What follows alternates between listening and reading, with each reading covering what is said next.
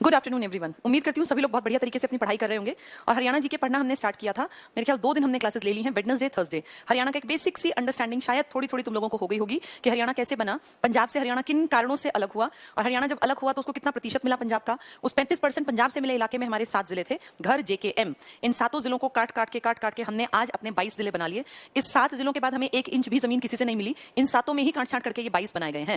मैंने सारा सीक्वेंस तुम्हें समझाया था कि कैसे 1 नवंबर 1966 के बाद लगातार कुछ सालों में लगातार बनते गए, और उम्मीद करती हूँ सबने वो याद भी कर लिया होगा। जिनको आगे बढ़ना है उन्हें पढ़ना पड़ेगा, मेहनत करनी पड़ेगी।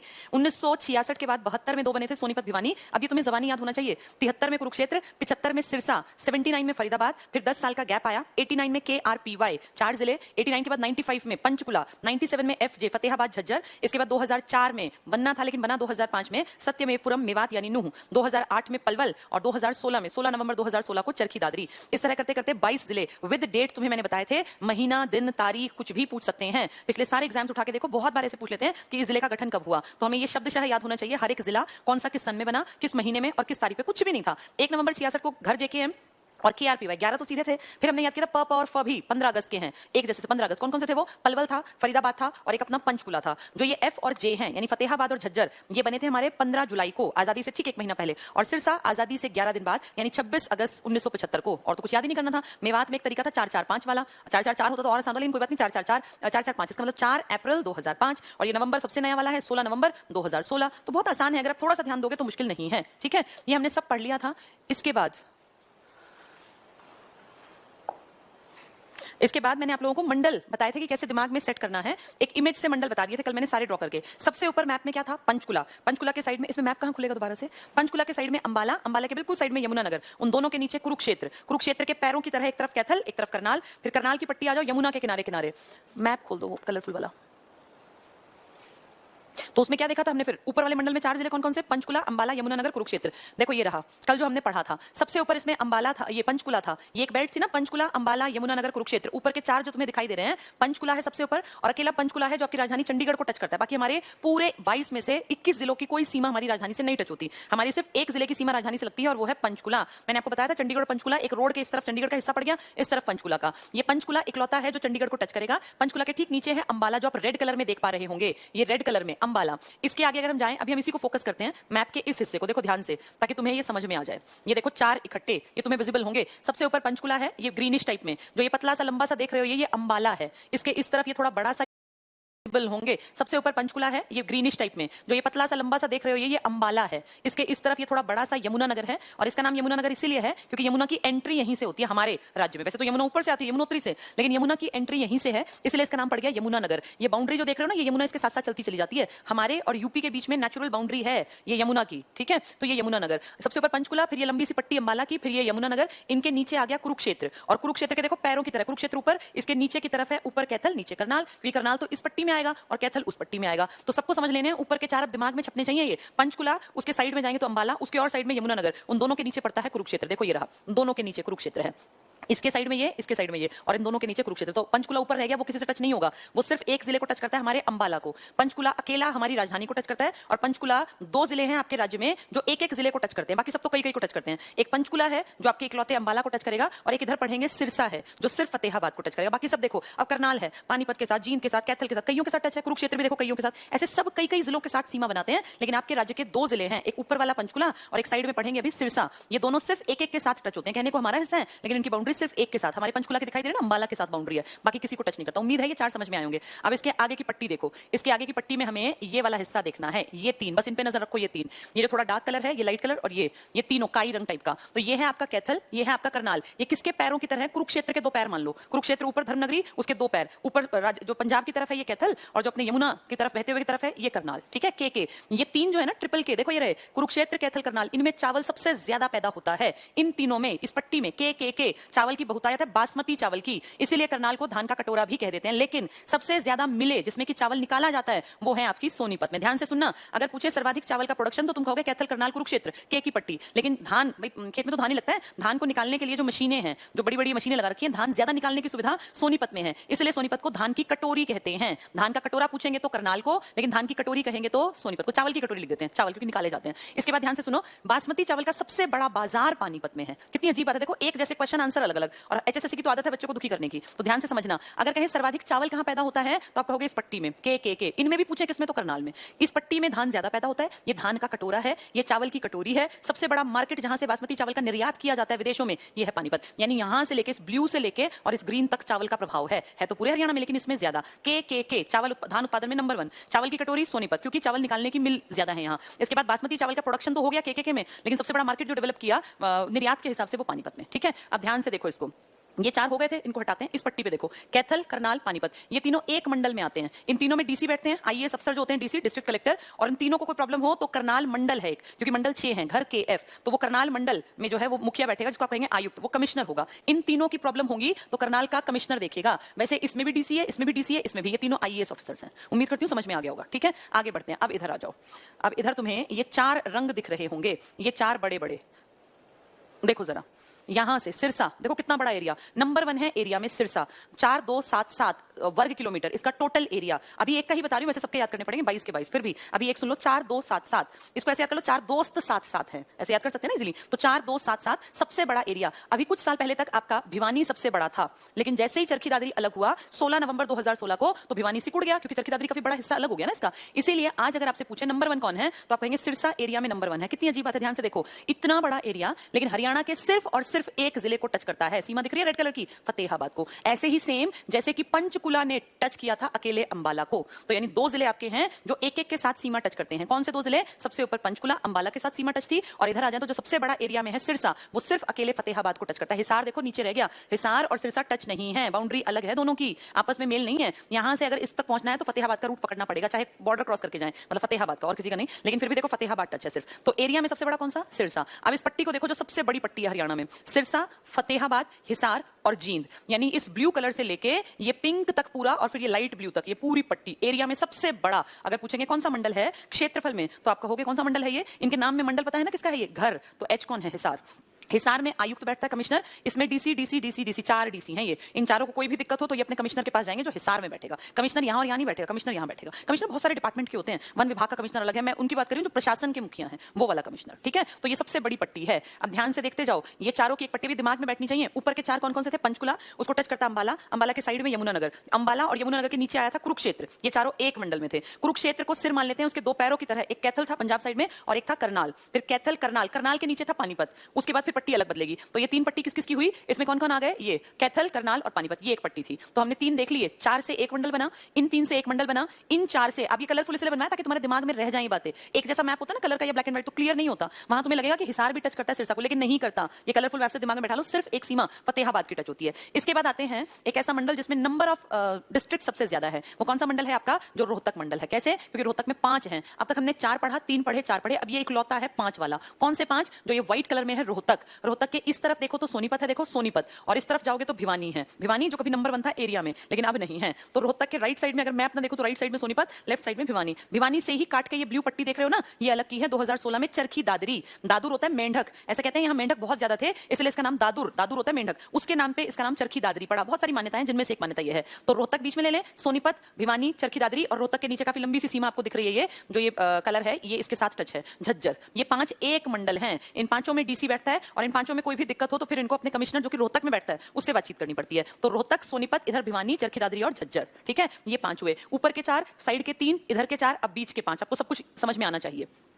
इसके बाद देखो गुड़गांव। ये आज जितना डिटेल समझा रही हूं ना, अब आगे सिर्फ बातें होंगी और आपको वो इशारे पकड़ने पड़ेंगे कि मैम कौन सी बात कर रही है, किस पट्टी की, क्योंकि अब रोज रोज ये मैप से पढ़ाने का खेल नहीं चल सकता। ये तो 1-2 दिन स्टार्टिंग होती है कि बेस बनाया जाता है। अब आगे ये मैप मिनिमम यूज होगा, फिर क्योंकि फैक्ट फैक्ट फैक्ट बार बार आएंगे। अब मैं कहूंगी अगर रोहतक मंडल, तो तुम्हारे दिमाग में एकदम से पिक्चर आनी चाहिए सोनीपत, रोहतक, भिवानी, भिवानी के नीचे चरखी दादरी और रोहतक के नीचे झज्जर। अगर मैं कहूं करनाल मंडल, तो दिमाग में एकदम से क्लिक हो कि करनाल, करनाल के उस तरफ देखें कैथल और इस तरफ देखें पानीपत। अगर कहें क्षेत्रफल में सबसे बड़ा मंडल, तो दिमाग में एकदम से आए सिरसा, सबसे दूर की तरफ, सिर्फ एक को टच करता था फतेहाबाद, फिर उसके नीचे हिसार और उसके ऊपर जींद, और सबसे ऊपर की पट्टी के 4 अंबाला, यमुनानगर, उनके ऊपर पंचकुला और उनके नीचे कुरुक्षेत्र। ठीक है, अब नीचे की 2 पट्टियां रह गई, बहुत हल्के हल्के से हैं, ये ज्यादा बड़े इलाके नहीं है, और इनमें भी अलग अलग डिवीजन है। यहां से देखते हैं गुड़गांव, क्योंकि 2 पट्टियां गुड़गांव और फरीदाबाद की। गुड़गांव की पट्टी देखो टेढ़ी सी चली गई, गुड़गांव, रेवाड़ी, महेंद्रगढ़। ये डार्क ग्रीन जो है महेंद्रगढ़ है, एमजी, जहां खनन सबसे ज्यादा है। तो गुड़गांव, रेवाड़ी, महेंद्रगढ़ इकट्ठी एक लाइन में है। फिर उसके बाद इधर आ जाओ थोड़ा सा, फरीदाबाद, ये ऐसे half circle type, Faridabad, Palwal और नूह या मेवात, जिसका पुराना नाम था। फरीदाबाद, उसके नीचे पलवल, उसके बिल्कुल नीचे आएगा आपका मेवात। तभी तो दक्षिणतम बिंदु मेवात में है, और सबसे उत्तर का बिंदु बिंदु है आपके पंचकुला में, पंचकुला सबसे ऊपर था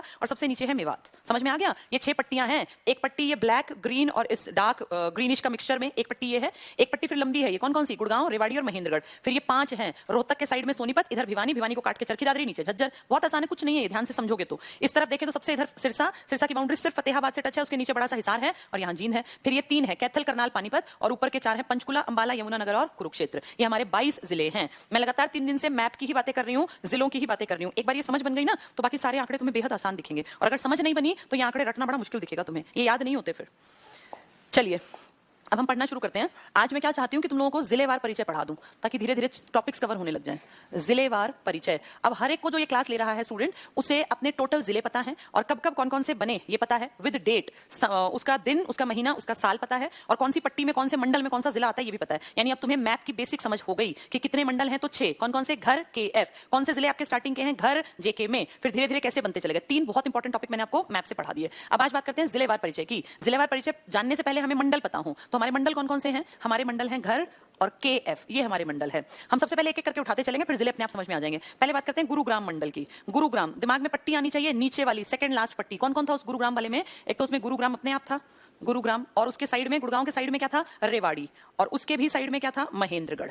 3 ही तो थे इस पट्टी में। अब इनमें से एक एक के ऊपर बातचीत करेंगे। पहले गुड़गांव की बात करते हैं। आप सब जानते हो गुड़गांव सबसे ज्यादा एडवांस्ड, अगर बात करें कि भाई अपने आप में जो एक एग्जाम्पल है कि कितना बेहतर किसी भी जिले का विकास किया जा सकता है। और कल परसों भी मैंने बताया था कि गुरुग्राम तो अपने आप में एक एग्जाम्पल है कि कैसे स्मार्ट शहर बनाए जा सकते हैं। इसका नाम किसके नाम पे आप जानते हैं? बहुत पहले पौराणिक कथा, अपनी महाभारत वाली कथा, पौराणिक तो ना कहें, महाभारत धर्म ग्रंथ से जुड़ी है। और हम सब जानते हैं कि युधिष्ठिर वगैरह जो पांडव थे, इनको शिक्षा दीक्षा, और धृतराष्ट्र मतलब कौरवों को भी शिक्षा दीक्षा दी थी गुरु द्रोण ने। तो गुरु द्रोण उनके एक तरह से कुल गुरु थे। गुरु द्रोणाचार्य ने उनको सारी विद्या सिखाई, भाई अस्त्र शस्त्र चलाना बचपन से उनके पास रहे। तो कहते हैं जब ये विद्या लेके फ्री हुए तो उन्होंने गुरु द्रोण को गुरु दक्षिणा दी थी कि गुरुजी भाई आपने हमें इतना कुछ सिखाया और इतना हमारे ऊपर एहसान किया, भाई भविष्य के लिए हमें तैयार किया, तो हम गुरु दक्षिणा में आपको ये इलाका देते हैं। तो उस टाइम पर ये इलाका गुरुग्राम कहलाया। गुरु का गांव, गुरु को दक्षिणा में जो गांव दिया वो गुरुग्राम बना। टाइम बदलते बदलते इसको गुड़गांव कर दिया गया, गुड़गांव, लेकिन अब वापस से इसका नाम कर दिया गुरुग्राम। तो ये गुरु द्रोणाचार्य जी से संबंधित है गुरुग्राम। और गुरुग्राम में पहली चीज तो ये हुई। दूसरी चीज, बहुत ज्यादा एडवांसमेंट हो गई है टेक्नोलॉजी की। अगर मैं बात करूं, टेक्नोलॉजी का बहुत बड़ा एग्जांपल है ये साइबर सिटी कहलाता है। साइबर सिटी, यहाँ साइबर हब्स, दुनिया भर के जो वर्ल्ड की सबसे बेहतरीन 100 कंपनीज है ना, ऐसी कंपनीज जिनका डंका है पूरी धरती पर, हर देश में, उन 100 कंपनीज ने हमारे यहाँ पर, इनमें से 93 पढ़ते थे पहले, हो सकता है कभी और बढ़ गई हो, 100 में से इतनी कंपनीज ने अपने दफ्तर बना लिए, इतने कंपनीज ने अपने ऑफिस बना लिए। कोई कंपनी जब किसी देश में फायदा देखती है ना तो अपना ऑफिस खोलती है। फ्री में कोई ऑफिस नहीं खोलता, अफ्रीका के जंगलों में जाके कोई ऑफिस नहीं बनाएगा। वर्ल्ड लेवल पे बेस्ट 100 कंपनीज में से 93 कंपनीज ने आपके हरियाणा के गुड़गांव में अपने ऑफिस खोल रखे हैं। और वहां BPO कॉल सेंटर बहुत ज्यादा चलते हैं। कॉल सेंटर्स का बहुत बड़ा एक जाल बिछा हुआ है आपके गुड़गांव में, इसीलिए इसको कॉल सेंटर कैपिटल भी कह देते हैं। कॉल सेंटर कैपिटल, कैपिटल होती है राजधानी, और ये वर्ल्ड की कहलाती है कि विश्व की कॉल सेंटर्स की राजधानी कौन सी है, तो आपका गुड़गांव है। गुड़गांव बहुत एडवांस शहर है, लगातार गुड़गांव का विकास होता जा रहा है और इसको आगे बढ़ाने में DLF ने बहुत काम किया। DLF, ये DLF क्या है? Delhi land and finance. एक छोटी सी कंपनी बनी थी कभी जिसका नाम था दिल्ली, यानी वो दिल्ली से संबंधित रही होगी। दिल्ली लैंड, लैंड मतलब जमीन, एंड फाइनेंस पैसा, ये कंपनी थी, इसको शॉर्ट में नाम दिया DLF। DLF पहले दिल्ली के विकास का काम कर रही थी बहुत पहले, लेकिन फिर दिल्ली में जब दिल्ली एक राज्य के रूप में काम करने लगा, कहने को UT है, तो दिल्ली में एक संस्था बनाई गई DDA, दिल्ली डेवलपमेंट अथॉरिटी, और कहा गया दिल्ली के विकास की जिम्मेदारी इसकी है। दिल्ली विकास प्राधिकरण की है। DLF को कहा तुम जाओ यहाँ से, तुम्हारी जरूरत नहीं है। अब DLF अपना काम धाम जमा चुका था, लेकिन अब उसकी जगह सरकारी एक कंपनी आ गई, तो DLF को वहां से हटना पड़ा। हटना मतलब वो काम धाम अब DDA करेगा। तो DLF ने अपना काम बंद नहीं किया, DLF थोड़ी सी जगह बदल गया। क्यों? क्योंकि दिल्ली से आपका गुड़गांव लगता है, फरीदाबाद लगता है, सोनीपत लगता है, झज्जर लगता है। तो DLF को ऐसा नहीं कि बिल्कुल ही बेरोजगार हुआ, DLF ने अपना फोकस दिल्ली से हटा के और दिल्ली की सीमा से सटे गुड़गांव में कर लिया। तो क्या फर्क पड़ना था? DLF ने अपना कामकाज गुरुग्राम में शिफ्ट कर लिया, और इस शिफ्टिंग के बाद देख लो गुड़गांव जो है वो कितना खूबसूरत शहर बन गया। तो गुड़गांव या गुरुग्राम इतना जो बेहतर बन पाया, गगनचुंबी इमारतें, इतनी ऊंची ऊंची बिल्डिंग्स, कहीं रहने के लिए, कहीं ऑफिस के कॉम्प्लेक्स, DLF बेसिकली काम करता है। अब तो DLF ने बहुत अपने पैर पसार दिए हर चीज में। फाइनेंस में उनका नाम है, बिल्डिंग्स वो बनाते हैं, कॉर्पोरेट ऑफिसेज वो बनाते हैं, और मॉल्स वो बना रहे हैं। तो हर चीज में अपना हाथ इन्होंने आजमाया, और गुड़गांव को यहां तक लाने में एक सबसे बड़ा, एक अहम रोल जो निभाया वो दिल्ली लैंड एंड फाइनेंस इस ग्रुप ने निभाया है। ठीक है, तो गुड़गांव में देखो कितनी सारी सुविधाएं हैं। साइबर सिटी है ये, इसी को मेडी सिटी भी बोल देते हैं, मेडी सिटी। कारण अब आप जानते हैं ना, मेदांता का नाम आपने सुना होगा। अब इसमें जो ये कोरोना फैला तो मेदांता में बहुत लोग कह रहे थे कि हम वहां जाके एडमिट हुए, इस तरह से इसको मेडी सिटी भी कहा जाता है। मेडी सिटी, मेडिसिन की बहुत ज्यादा सुविधाएं हैं, या मेडिकल सुविधाएं हैं, तो इसी का नाम पड़ गया मेडी सिटी। यानी साइबर सिटी आए, या पूछे कि वर्ल्ड की ये अपना कॉल सेंटर कैपिटल, या कहीं मेडिसिटी कौन सी है, तो आप सिर्फ एक नाम याद रखना कि गुड़गांव है, बहुत ज्यादा एडवांस। 100 में से 93 जो वर्ल्ड की बड़ी कंपनीज हैं उनमें से उन्होंने वहां ऑफिस खोला 93 ने। तो गुरुग्राम कभी दक्षिणा में मिला था, एक गुरु को, गुरु द्रोण को, और आज देखो क्या बन गया। गुरुग्राम में अगर फेमस कहूं आम आदमी के लिए, जैसे ये तो पढ़े लिखों की बात हुई, आम आदमी के लिए तो यहाँ एक बहुत बड़ा मंदिर है, शीतला माता का मंदिर। और आप सब जानते हैं शीतला माता कौन थी। शीतला माता जो थी, आपको नहीं पता तो बता देती हूँ, ये बार बार नहीं बताऊंगी, अब बता रही हूँ, ध्यान से सुनना। एक जो अपने गुरुजी है ना, ये गुरु द्रोण, जिनका नाम गुरु द्रोण है, इनकी पत्नी है, उनका नाम है कृपी। कृपी, उन्हीं को ललिता भी कहते थे, लेकिन ये फेमस नहीं थे ये नाम, कृपी और ललिता। कृपी दिल्ली में किसी गांव में, भाई ये इंसान ही तो थे जिनको आज मैं कह रही हूँ ना कि ये आप भगवान की तरह देख रहे हैं, ये इंसान थे। ये सब घटनाएं आपके वैदिक काल के हेरफेर की हैं जितनी बताई जा रही हैं, पर क्योंकि ये धर्म के मार्ग पर चले, सच्चे थे, अच्छे थे, इसलिए इनको भगवान का दर्जा दे दिया। तो उनकी शादी हुई किसी महिला से जो दिल्ली के किसी गांव की थी, उनका नाम था कृपी। कहते हैं उनके ऊपर भगवान की कोई कृपा थी, और जहां वो रहती थी जिस गांव में, वहां बहुत ज्यादा पहले, उनके पैदा होने से पहले चेचक फैलता था। और जब वो जन्म लिया उन्होंने, तब भी बहुत लोग मरते थे, लेकिन जब वो थोड़ी बड़ी हुई, 10-12 साल की, भगवान की भक्ति करती थी, तो कहते हैं उनके कुछ आशीर्वाद से मान लो, या उनके अंदर कुछ इस तरह की पॉजिटिव वाइब्स थी कि वो जिस बच्चे के सिर पे हाथ रखती थी ना, उसको कभी भी फिर चेचक और इस तरह के प्रॉब्लम्स नहीं होती थी। तो धीरे धीरे गांव में फेमस हो गया कि किसी को दिक्कत हो तो वो जो ललिता लड़की है उसका हाथ सिर पे रखवा लो, और उसमें कुछ ऐसी देवीय शक्ति है कि बच्चे को होगा नहीं। उस गांव में ये बात इतनी फैल गई कि गांव के लोगों ने ये मान लिया कि जहां ललिता रहेगी, जहां कृपी रहेगी, वहां कभी दिक्कत नहीं आएगी। उस टाइम इन बीमारियों से बचने का कोई इलाज तो था नहीं, किसी को हो गया बच्चे को तो मर ही जाते थे। तो ललिता या कृपी का वो जो वरदान भगवान ने दिया था कुछ, कि भाई उनके आशीर्वाद से बच्चे चेचक से मरने बंद हो गए। फिर कहते हैं जब उनकी शादी हुई तो वो उस गांव से भाई शादी करके अपने हस्बैंड के साथ, गुरु द्रोण के साथ, यहाँ गुड़गांव की तरफ आ गई। तो फिर वहां उस गांव में दोबारा से बीमारी आने लग गई। तो फिर लोगों ने कहा कि भाई ये तो बड़ी दिक्कत हुई, अब कृपी वहां चली गई, लेकिन कृपी अपना जीवन तो जिएगी ना, उसकी शादी हो गई। तो फिर लोगों ने वहां जाना शुरू कर दिया। फिर ये आसपास फैलने लगी बातें कि भाई पहले तो गांव-गांव में थी कि भाई वहां एक ऐसी कोई महिला है कि जिसका अगर आशीर्वाद मिलेगा तो बच्चे को कभी चेचक नहीं होगा। तो आसपास फैलते फैलते फैलते ढेरों लोगों तक ये बात फैली, और फाइनली जाके वहां फिर लोगों ने जो है उनकी डेथ के बाद भी वहां पे ये मान्यता मना ली कि अगर बच्चे को यहाँ पे आप ले जाते हो, बच्चे का मुंडन यहाँ कराते हो, इस तरह की मान्यताएं, तो बच्चे में कभी बड़ा रोग नहीं आएगा। और आज भी देखो, अभी भी प्रेजेंट में 2020 में भी लोग वहां इस मान्यता के साथ एज इट इज जाते हैं। कितने लोग अपने बच्चों का मुंडन वहां कराते हैं, कितने लोग बच्चों का माथा टिकवा के लाते हैं। तो ये मान्यता है, आम जनता के बीच में फेमस है शीतला माता मंदिर के कारण गुड़गांव। लगभग लोग शीतला माता मंदिर से गुड़गांव को जानते हैं। जो गांव का एक बिल्कुल अनपढ़ भी आदमी है ना, पिछड़ा हुआ, उसको भी पता है कि शीतला माता का मंदिर कहाँ है, तो कहेगा गुड़गांव में है। ठीक है, इसके बाद एक है सराय अलावर्दी की मस्जिद, ये भी फेमस है मस्जिद।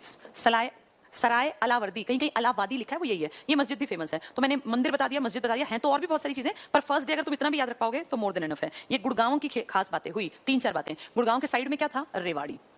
रेवाड़ी के बारे में जान लें। अच्छा, गुरुग्राम में एक दो शहर, जैसे गुड़गांव तो पूरा बहुत बड़ा है ना, उसमें बहुत सारी चीजें आती हैं। क्या क्या, गुरुग्राम में ही पड़ता है फर्रुख नगर, गुरुग्राम में ही पड़ता है सोहना, गुरुग्राम में ही पड़ता है मानेसर। तो कई बड़े बड़े इस तरह के एरियाज हैं जिनकी बहुत ज्यादा डेवलपमेंट हुई है किसी किसी खास चीज के लिए। तो वहां पे एक नेशनल पार्क भी है गुरुग्राम में, और वहां पे साइबेरियन सारस आते हैं। सुल्तानपुर पक्षी विहार था पहले, लेकिन अब सुल्तानपुर नेशनल पार्क है, जो अब सर्दियां आएंगी ना, अब वो बहुत सुंदर तरीके से भर जाएगा। अब नवंबर दिसंबर आते आते वहां बहुत सारे पक्षी आ जाएंगे, और मार्च तक वो विदेशी पक्षी देखने को मिलेंगे। और महज 35 रुपए की टिकट लगती है। मैं गई हूं इसलिए बता रही हूँ, बहुत सुंदर है इस मौसम में। अब जो आएगा, गर्मियों में वहां कुछ नहीं है, खाली कीकर दिखेंगे, कुछ नहीं मिलेगा, कहने को नेशनल पार्क है। लेकिन सर्दियों में अगर आप जाएंगे तो बहुत सुंदर लगेगा, क्योंकि तरह तरह के, एक तो वॉच टावर बना रखे हैं, ऐसे सीढ़ी से बना के ऊपर जा सकते हैं आप, दूरबीन लेकर पक्षियों को देख सकते हैं, विदेशी पक्षी दिखते हैं। तो साइबेरियन सारस ज्यादा फेमस है, बाकी पक्षी ढेरों प्रजातियों के आते हैं। तो उसके लिए भी गुड़गांव जाना जाता है। गुड़गांव में और घूमने फिरने की जगह कहूं तो शमा है, सुल्तानपुर के अलावा शमा भी एक घूमने फिरने की जगह है। ठीक है, चलिए रेवाड़ी की बात करते हैं। रेवाड़ी के खास बड़े बड़े इलाकों की बात करूं तो कोसली है, कोसली, बावल, ये इंपॉर्टेंट है।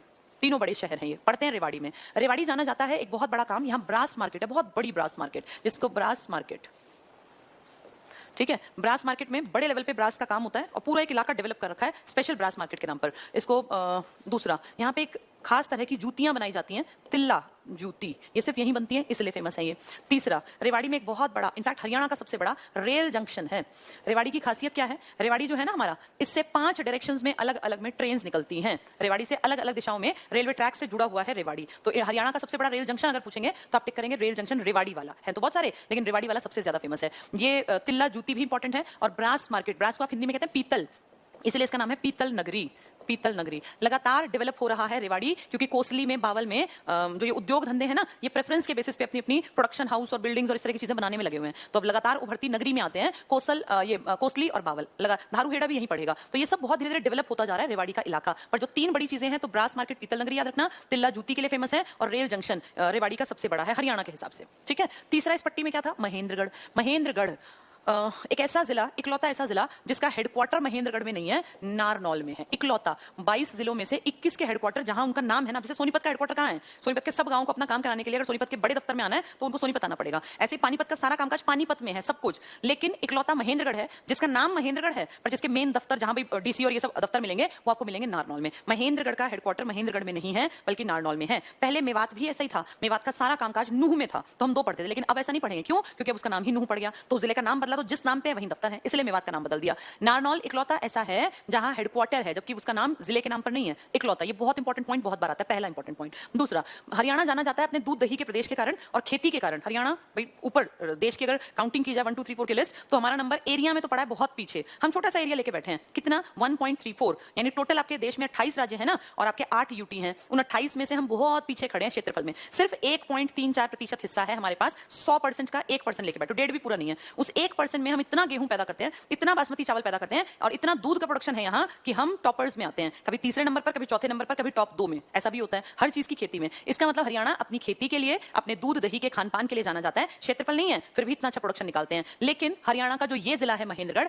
ये खेती में नहीं है, ये खनन में नंबर 1 है। खनन में फर्स्ट है, ये खेती में पीछे है। और यहाँ कोई बहुत गेहूं धान पैदा नहीं होता, खेती में पीछे, बहुत पीछे है, लेकिन फिर भी खेती होती है। ये नंबर 1 है सरसों में।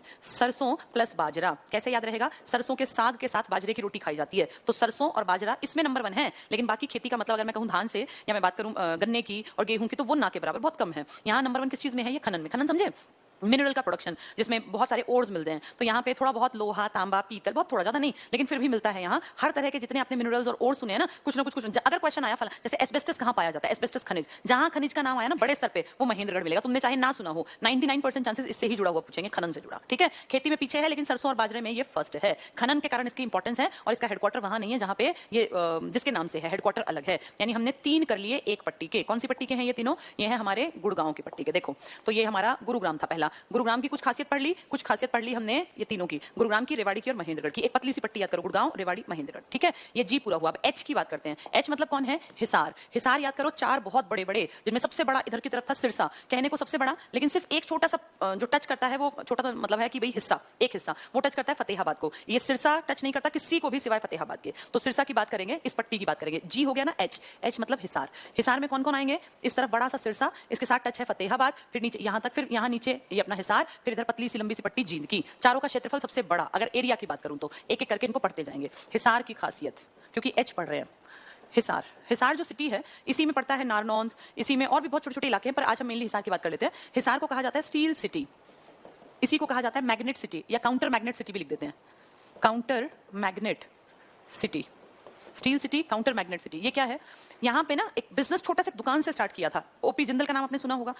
ओपी जिंदल का बहुत बड़ा नाम था, और उन्हीं के कारण ओपी जिंदल जो यूनिवर्सिटी है ना आपकी, ये जिंदल परिवार है जिन्होंने हिसार को स्टील सिटी बना दिया था। ये जिंदल जो उनके पूर्वज थे, कभी उन्होंने एक छोटी सी दुकान खोली थी, और उस दुकान पे वो क्या बेचते थे? जैसे गाँव में, घरों में पुराने टाइम में बाल्टियां नहीं होती थी, वो लोहे टाइप की और थोड़ी इस तरह के कुछ कुछ मिक्सचर से बनी हुई बाल्टियां बेचते थे, तसले बेचते थे, और पाइप वाइप टाइप के भाई घरों में बिछाने के। ये फिर धीरे धीरे उन्होंने फील किया कि चीजें बदल रही हैं। उनका वो जो बिजनेस था छोटी सी दुकान का, उन्होंने उसको थोड़ा सा और बढ़ाया, फिर और बढ़ाया, फिर धीरे धीरे करके उन्होंने काम को इतना बढ़ा लिया कि अपने यहाँ पे मशीनें और ये सब लगाने लग गए। काम बढ़ता गया, बढ़ता गया, बढ़ता गया। फाइनली स्टील का एक इतना बड़ा बिजनेस खड़ा हो गया कि इस पूरे शहर की पहचान ही बन गया स्टील का उत्पादन। और इसलिए हरियाणा के हिसार को क्या नाम दिया गया? Steel city, counter magnet city. ये जिंदल परिवार की देन है। और आज आप जब हाईवे से उतरते हैं, फ्लाईओवर पे से आपको दूर से दिखेगा, जैसे आप हिसार से अगर सिरसा की तरफ जाते हैं, तो हिसार में जब आप जा रहे होते हैं, तो फ्लाईओवर से आपको दूर से दिख जाएगा कि ये है वो स्टील सिटी, जिसके कारण इस हिसार की पहचान है। तो हिसार की सबसे बड़ी इंपॉर्टेंट बात है इसकी स्टील सिटी का होना। इसके अलावा यहाँ एजुकेशन में भी कई सारी यूनिवर्सिटीज हैं। एजुकेशन में वैसे तो हर जगह काम है, लेकिन हिसार में कई सारी यूनिवर्सिटीज हैं जिनकी इंपॉर्टेंस है हरियाणा के स्तर पर। जैसे आपकी ये है ना, चौधरी चरण Singh Haryana agricultural university, CCSHAU। इसी तरह और भी, जैसे गुरु जम्भेश्वर है, कई सारी पढ़ेंगे यूनिवर्सिटीज के टॉपिक में। आज सिर्फ मोटा मोटा एक आइडिया लगाने के लिए बता रही हूँ कि हिसार एक तो स्टील के कारण फेमस है, और एक एजुकेशन के नाम पे कई सारी यूनिवर्सिटी यहाँ बढ़िया काम कर रही है, इसके लिए हिसार को जाना जाता है। ठीक है, GH में और क्या आएगा हिसार में? फर्स्ट तो हिसार हुआ। दूसरा, इसमें बात कर लेते हैं सिरसा की। सिरसा में ढेरों पॉइंट्स हैं याद करने के, लेकिन अगर बेसिक की बात करूं तो एरिया में नंबर 1 है सिरसा, एरिया। इसके अलावा गेहूं के प्रोडक्शन में आपके राज्य में सबसे आगे नंबर है सिरसा का, नंबर 1। जैसे के किसमें थे? चावल में ना। और इसी तरह से गन्ने में नंबर 1 है आपका यमुनानगर, तो गेहूं में नंबर 1 है आपका सिरसा। एरिया में नंबर 1, गेहूं में नंबर 1। यहाँ गाय सबसे ज्यादा है पूरे राज्य की, टोटल जितनी गाय है ना हमारे हरियाणा में, उनमें सबसे ज्यादा गाय सिरसा में है। भैंस नहीं कह रही मैं, भैंस में दूसरे का नंबर आएगा, जींद का नंबर आएगा। गाय की बात कर रही हूँ, गाय सर्वाधिक है। इसके अलावा एरिया हुआ, गेहूं हुआ, गाय हुआ। सिरसा में जो है ना, सिख कम्युनिटी के लोग काफी ज्यादा हैं। सिख कम्युनिटी के लोग, जैसे टोटल जितने सिख कम्युनिटी के लोग हैं, उसका सबसे बड़ा प्रतिशत आपको सिरसा में मिलेगा। सिरसा में फल और सब्जियां बहुत पैदा होते हैं, फल और सब्जी सबसे ज्यादा हरियाणा के। तो गेहूं है, फल है, सब्जी है, गाय है, एरिया में नंबर 1 है, और सिख कम्युनिटी भी सबसे ज्यादा सिरसा में रहती है। ठीक है, लेकिन इतना बड़ा सिरसा सिर्फ एक हमारे जिले को टच करता है, फतेहाबाद को। एक सिरसा में और इंपॉर्टेंट चीज है एयरफोर्स स्टेशन। हरियाणा में वैसे तो बहुत सारे हो सकते हैं, लेकिन बड़े एयरफोर्स स्टेशन की अगर मैं बात करूं तो वो आपके सिरसा में है या फिर अंबाला में है। 2 जगह एयरफोर्स स्टेशन है हैं सिरसा और अंबाला। सिरसा की सीट जो एमपी चुना जाता है ना यहाँ से लोकसभा का, ये रिजर्व्ड है एससी के लिए। टोटल 10 एमपी आपके पूरे हरियाणा से जाते हैं, जिनको हरियाणा की जनता भेजती है। 10 सीटें हैं, उन 10 में से 2 रिजर्व्ड हैं, एक अंबाला वाली और एक सिरसा वाली। तो सिरसा पे ये कुछ खास बातें हैं जो आपको याद रखनी है, ठीक है। अब हिसार हुआ, सिरसा हुआ, नेक्स्ट पे आते हैं। हिसार सिरसा के बाद फतेहाबाद की बात कर लेते हैं। फतेहाबाद, फतेहाबाद पिंक सिटी भी इसका नाम है। बन नहीं पाई थी, लेकिन कोशिश की थी जब एक डीसी थे यहाँ पे उन्होंने कि जैसे जयपुर है ना पिंक सिटी, एक पूरा मार्केट बिल्कुल पिंक, अब तो कहते हैं उसका कलर चेंज कर दिया, लेकिन मैंने कम से कम 10 साल पहले हम लोग गए होंगे तो पूरा सच में मार्केट पिंक था, बहुत हल्का गुलाबी सा रंग हर एक दीवार पर, पूरे एरिया पर। ऐसे एक डीसी आए थे फतेहाबाद में, उनकी इच्छा थी कि मैं अपने एरिया को पिंक कलर में पूरे को करवाऊं, लेकिन वो बात हो नहीं पाई थी। फिर भी किताबों में लिख देते हैं पिंक सिटी फतेहाबाद। फतेहाबाद की इंपॉर्टेंस क्या है? पहली, एक तो फतेहाबाद में ना वन बहुत कम है, ये इंपॉर्टेंट पॉइंट है। अब बढ़ोतरी की है लेकिन फिर भी बाकियों के मुकाबले वन काफी कम है। यहाँ पे न्यूक्लियर पावर प्लांट बहुत बड़ी चीज है ये, और इसके कारण ये देश में जाना जाएगा। न्यूक्लियर पावर प्लांट इकलौता हरियाणा में एक है। पावर प्लांट तो ढेर है, लेकिन हम बिजली बनाएं अगर परमाणु से तो बहुत बड़ी बात है, क्योंकि परमाणु से बिजली बनाना खतरे से खाली नहीं होता, और इसमें बहुत ज्यादा लागत आती है, पैसा लगता है, और बहुत सेफ्टी मेजर्स का ध्यान रखना पड़ता है। तो पूरे हरियाणा में इकलौता एक न्यूक्लियर पावर प्लांट है जो फतेहाबाद के एक इलाके में गोरखपुर यहां लगाया गया। और अभी इस प्लांट में 4 यूनिट लगानी है, 4 अलग अलग यूनिट लगेंगी। एक यूनिट जो होगी ये 700 किलोवाट, पता नहीं मेगावाट मुझे ध्यान नहीं, 700 यानी 2800 मेरे ख्याल मेगावाट था, इतनी बिजली पैदा करेंगे। अभी ये सारी वर्किंग कंडीशन में नहीं है, लेकिन ये बहुत बड़ी अचीवमेंट होगी अगर इनको सक्सेसफुली सारियों को हम यूज कर पाए। तो फिर ये लगा लो कि बिजली का एक बहुत बड़ा काम धाम, जिसका सारा खर्चा सरकार देती है, वो सारा फतेहाबाद में सेटअप हो जाएगा। तो ये इसका फायदा भी है लेकिन इसका नुकसान भी है, भगवान ना करे। लेकिन अगर कभी छोटी सी चूक से किसी बड़े कंटेनर में से कुछ भी लीक हो गया तो फिर आसपास की आबादी को पता भी नहीं चलेगा और बहुत नुकसान हो जाएगा। क्योंकि न्यूक्लियर अगर चीजें इनहेल कर ली जाए ना, सूंघ ली जाए, तो बहुत ज्यादा भयानक बीमारी ग्रस्त हो सकते हैं और सेकंड्स में बहुत बड़ी आबादी का नुकसान हो सकता है। लाखों लोग एकदम से मारे भी जा सकते हैं अगर छोटी सी चूक कर दी गई। तो बहुत ज्यादा प्रिकॉशंस के साथ ये लगाए जाते हैं। यही कारण है कि जहां जहां ये लगाए जाते हैं वहां की जनता अगर पढ़ी लिखी है ना तो विरोध में खड़ी हो जाती है कि हम नहीं लगवाएंगे जी यहाँ पावर प्लांट, क्योंकि उन्हें पता है कि कभी ना कभी किसी न किसी की गलती से होगा। भोपाल गैस त्रासदी आपके सामने एग्जांपल है। कितने विदेशों में आप पढ़ लो, जापान जैसी एडवांस देशों में गलतियां हो जाती है, रशिया में, तो इंडिया कोई ऐसा अलग नहीं है। लेकिन फिर भी अब ऐसे सोचेंगे तो विकास होगा ही नहीं देश का। तो न्यूक्लियर पावर प्लांट इकलौता कहां लगाया गया है? हरियाणा के गोरखपुर में। गोरखपुर कहां है? फतेहाबाद में। फतेहाबाद में एक जगह पड़ती है टोहाना, वहां से हमारे राज्य में जो भाखड़ा नांगल है ना, पंजाब की सतलुज नदी वाली, इसकी एंट्री है अपने यहाँ नहरों की। वहां से एक नहर का जाल स्टार्ट होता है फतेहाबाद से, और फिर वो आसपास के पूरे एरियाज में नहरों में पानी का एक तरह से मान लीजिए रीच बन जाती है। तो ये इंपॉर्टेंट है इस कारण से फतेहाबाद, ठीक है। फतेहाबाद हो गया, सिरसा हो गया, और आपका हिसार हो गया, रह गया जींद। जींद के बारे में भी खास जान लेते हैं। जींद की खासियत है जो एग्जाम में आती है। जींद आपने भी मैप पे देखा था, पतला सा लेकिन काफी बड़ा सा था। जींद की पहली खासियत क्या है? ये हरियाणा का हृदय कहलाता है। हरियाणा का हृदय, हार्ट ऑफ हरियाणा। रोहतक भी लिखा मिलता है कहीं कहीं, हार्ट ऑफ हरियाणा। लेकिन पहली प्रेफरेंस में जाना जींद के साथ, एक कारण। दूसरा कारण, जींद हरियाणा का वो जिला है जो अंदर ही अंदर 7 जिलों के साथ सीमा टच करता है। इतना कोई नहीं है, किसी की 3 के साथ सीमा है, किसी की 4 के साथ, किसी की 5 के साथ, लेकिन जींद इकलौता सबसे ज्यादा अपने ही अंदर हरियाणा के 7 जिलों को टच करता है। तो 7 जिलों के साथ सीमा है, ये बहुत बड़ी बात है। एक जिले के अकेले की 7 जिलों के साथ इस जींद की सीमा लगती है, जींद की सीमा। अब पेपर में आ जाएगा ये जिले कौन से हैं। तो ये जिले में आपको दोबारा से मैप इस पे जल्दी से खुल सकता है, अभी मैप खोल दो जल्दी से। वैसे तो मैं इसको कोड से भी करा दूंगी, पर फिर भी मैप से एक बार देख लो, बहुत अच्छा रहेगा। वैसे इसका तरीका है याद करने का HRSPKK है। फिर भी एक बार देखो जरा बोर्ड पर सब लोग, देखो ये है, ये जो पिंक सा दिख रहा है ना तुम्हें, ये है जींद। अब इस जींद को देखो अंदर ही अंदर किस किस को टच कर रहा है। यहाँ से देखें, रेड वाला फतेहाबाद है, टच हो रहा है। ये ब्लू वाला काफी बड़ा हिसार इसके साथ टच है। यहाँ देखो ये पीछे रह गया, भिवानी टच नहीं है, यहाँ पे भिवानी नहीं है। रोहतक इसके साथ टच है। ग्रीन सोनीपत टच करता है, पानीपत टच करता है, ये मिट्टी जैसे रंग का। ये जो व्हाइट सा है ये टच हो रहा है इसकी बाउंड्री, और ये ब्लैक कैथल टच हो रहा है। 7 जिले टच होते हैं। ये 7 जिले दोबारा देख लो, फतेहाबाद, हिसार और रोहतक, सोनीपत, पानीपत, करनाल और कैथल, ठीक है। ये OPS में फीड है हमारा, ठीक है। अब ध्यान से देखो, अब वापस से उसके पास लेके जाऊंगी, पहले एक बार समझ लो ये 7 जिले कौन कौन से हैं। HRSPKKF, ये है 7 जिले। HRSPKKF, ये भूल जाओगे, कोई भी भूल जाएगा, ये तो बड़ा ह्यूमन टेंडेंसी है भूलना। और इस तरह की चीजें जो होती हैं हम हमेशा भूलते हैं। अगर सिर्फ मैप से सोच के याद कर लें कि हमने पढ़ लिया और हो गया, नहीं। इसका ट्रिक बनाया था ये, तो मैंने भी कभी याद किया था 4-5 साल पहले। HR मतलब हरियाणा हो गया, HR हरियाणा। SP तो कोई SP अफसर सोच लो, भाई सुपरिटेंडेंट ऑफ पुलिस या कोई भी। तो हरियाणा का SP सुपरिटेंडेंट ऑफ पुलिस क्या क्या फेंकता है, मतलब बहुत झूठ मार देते हैं, भाई होता कुछ है दिखाते कुछ है। तो हरियाणा का SP क्या क्या फेंकता है, ये 7 तरीके, 7 हमने शॉर्ट बना लिए। HRSPKKF, हरियाणा का SP क्या क्या फेंकता है। ये 7 जिले जींद के साथ लगते हैं। कौन से 7 जिले हैं ये? H तो एक ही हो सकता है हिसार, R रेवाड़ी तो नीचे है तो रेवाड़ी तो होगा नहीं, रोहतक होगा क्योंकि ये टच करता है। S Sonipat, P Panipat. ये 2 के तुम्हें दुखी नहीं कर सकते, क्योंकि तुम्हें याद है कि कुरुक्षेत्र धर्मनगरी ऊपर है, उसके 2 पैर नीचे हैं, तो ऊपर वाला टच कर ही नहीं सकता, 2 पैर टच करेंगे, यानी कैथल और करनाल। और F से फरीदाबाद तो नीचे की पट्टी में है, तो वो नहीं है, तो फिर कौन है ये? फतेहाबाद। तो HRSPKKF, हिसार, रोहतक, सोनीपत, पानीपत, कैथल, करनाल और फतेहाबाद, ये 7 जिले हैं जो सबसे ज्यादा अंदर ही अंदर आपके हरियाणा के जींद जिले को टच करते हैं। जींद खासा जाना जाता है अपनी एक बहुत बेहतरीन नस्ल नस्ल है भैंस की मुर्रा। मुर्रा जाति की जो भैंस है ना, इसको काला सोना कहते हैं क्योंकि दूध का प्रोडक्शन बहुत ज्यादा है मुर्रा नस्ल की भैंस का। लाखों रुपए की कीमत होती है एक भैंस की।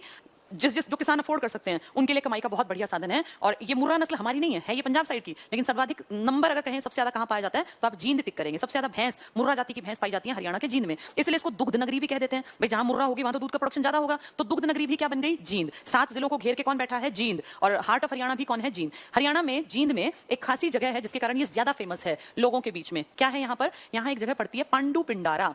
पांडु पिंडारा ऐसा नाम क्यों रखा? क्योंकि ऐसा माना जाता है, जनश्रुति है, जनश्रुति मतलब लोगों के बीच में फेमस है, लोगों ने सुना है कि जब महाभारत का 18 दिन चलने वाला युद्ध खत्म हुआ, कौरवों का विनाश हुआ, पांडव जीते, लेकिन उस जीत में भी हार थी क्योंकि खानदान के खानदान खत्म हो गए थे, सिर्फ कुछ लोग शेष बचे थे। और आप जानते हैं कि पांडवों के 5 भाइयों के जो अगली पीढ़ी के 5 बेटे थे वो भी मारे गए थे, अभिमन्यु भी मारा गया। तो एक दुख के साथ वो जीत थी और कहीं ना कहीं अपने ही पूर्वजों को, अपने बाप दादाओं, अपने रिश्तेदारों को मार के तो युद्ध जीता गया था। वो अलग बात है क्योंकि वो अधर्म के क्षेत्र पर थे इसलिए वो हारने थे, लेकिन एक इंसान के तौर पर देखें तो कितने दुख के साथ इस जीत को पांडवों ने हासिल किया था। कहते हैं 12 साल तक पांडव जींद बैठे रहे। 12 साल तक। क्यों? क्योंकि एक कोई खास अमावस्या आने वाली थी, सोमवती अमावस्या।